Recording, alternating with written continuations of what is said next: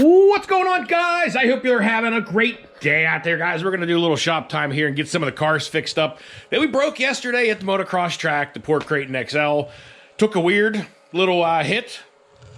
I guess it just eventually wore. It must have been cracking after time, but got a massive run-in with this thing and even busted this thing out on a second run after the track's sledge, unfortunately, took an unfortunate landing into a ditch from a rather large jump down at the motocross track. It just came to a dead stop in that mud ditch and snapped the A-arm off. I ordered the A-arms for this thing. I ordered a whole set for the front, but they're not going to be here for like another 4 days.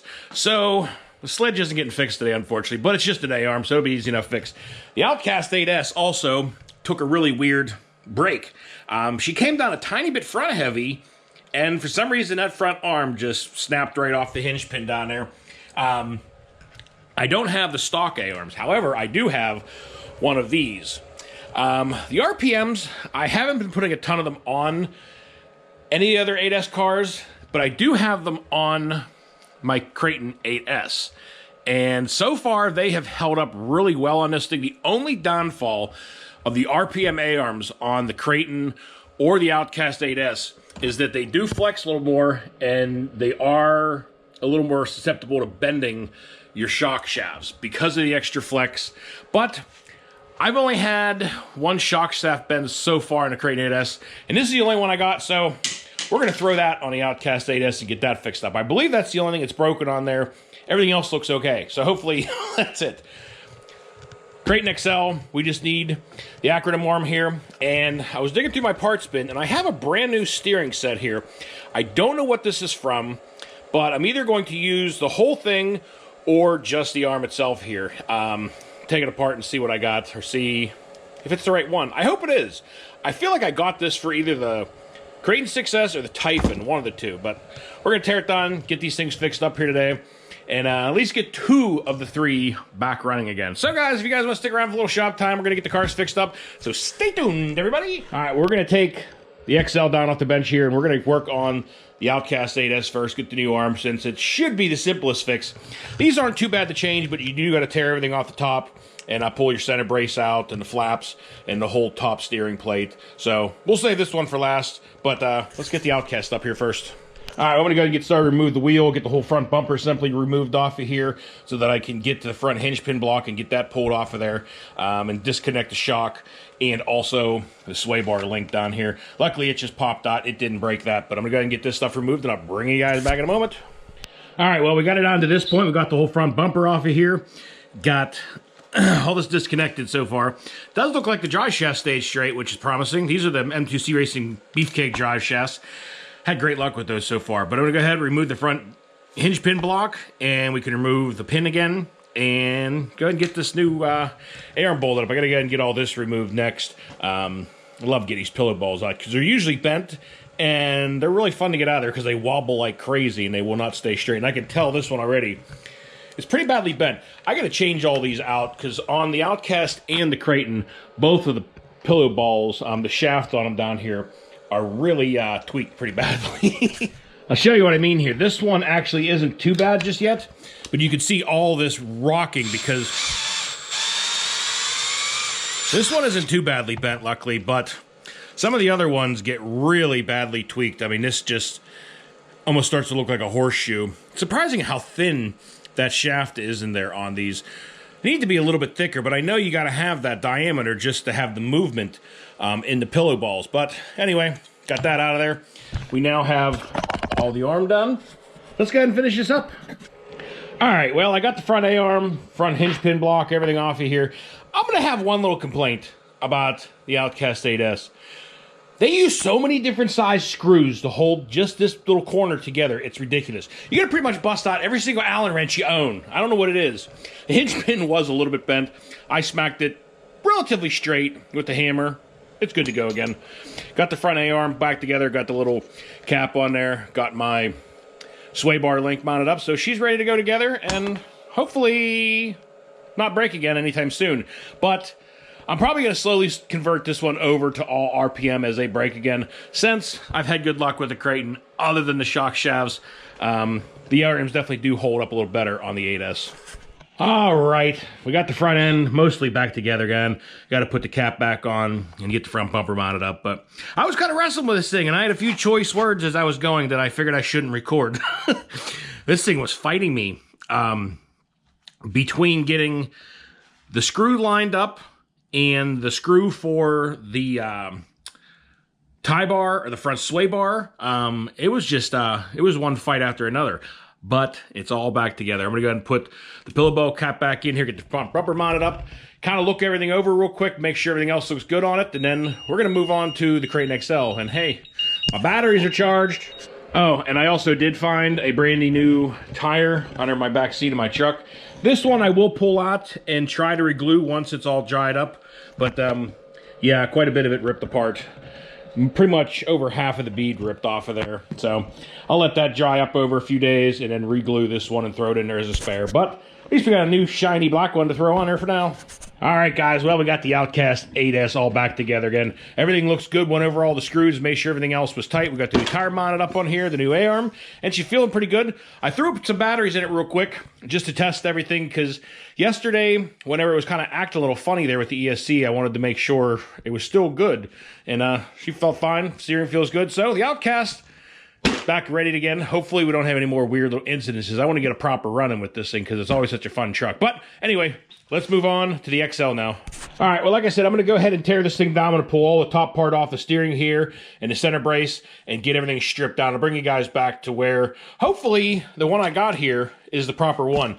I think Arma uses the same one on all the Success cars, but you never know. But we're going to go ahead and tear this thing down and find out. I might change everything over except the links because the steering links are different.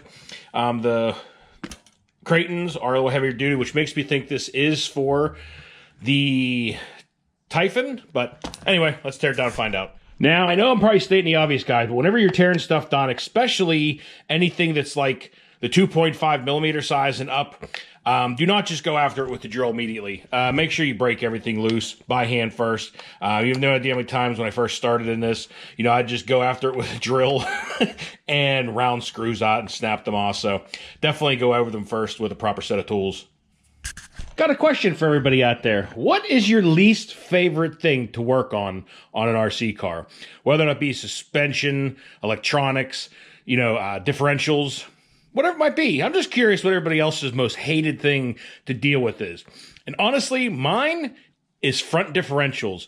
I don't know what it is. The rear seems really easy to do. The front, for some reason, always turns into a pain in the rear for me. So I'm just going to overall say differentials just because I hate tearing them down, covered with grease. It's just kind of a messy job most of the times.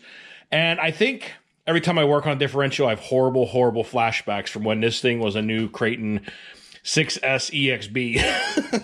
Many of you know that pain that I'm talking about. All right, well, we got the whole top off of here. Got that off. Don't have to remove your pins totally out of the front A-arms. You can just slide them halfway out just so that they come out of your upper hinge pin block there. But as you guys can see, that EXB part snapped off. So this is what we're going to change out. I'm going to go ahead and I think disconnect. I'm debating which way I'm going to do this. Honestly, I think I'm going to pull the steering links off maybe and just remove this whole thing. I'm going to take a peek and see if this one is the same. It does look like it. So ideally, I would like to change out everything except the links here and just put the stock ones back on. So I think that's the route I'm going to go. Well, guys, after looking everything over, everything is the exact same links, the steering arms, and actually they're the same size little cups. So I'm just going to use this whole entire piece. This one obviously is a bit smaller. It has a little less beef in here. So I'm sure it's going to break again at some point soon, but I'm going to order one from M2C Racing and change it out whenever it breaks. But for now, this is what I'm going to throw in there. I'm just going to change this whole entire piece out. Make it easy. All right, we got everything stripped down and back to normal, and I'm going to replace out these brass bushings in here. I like changing these out and putting the bearings in here. They're a lot smoother. They run really nice. They come with most of the bearing kits for the Armas, and usually 4 of them in there, and they fit up great. I put them down there on the bottom. Got to fit it up on the top. We're going to go ahead and get this thing in there, and she should run nice and smooth, all new links. And steering should feel a lot tighter now, too. Oh, yeah, smooth as butter. All right, well, we almost got the whole thing back together again. Got all the screws and everything, and she's pretty much ready to get the wheels back on. Now, after changing out all these links, I might have to readjust my steering a little bit.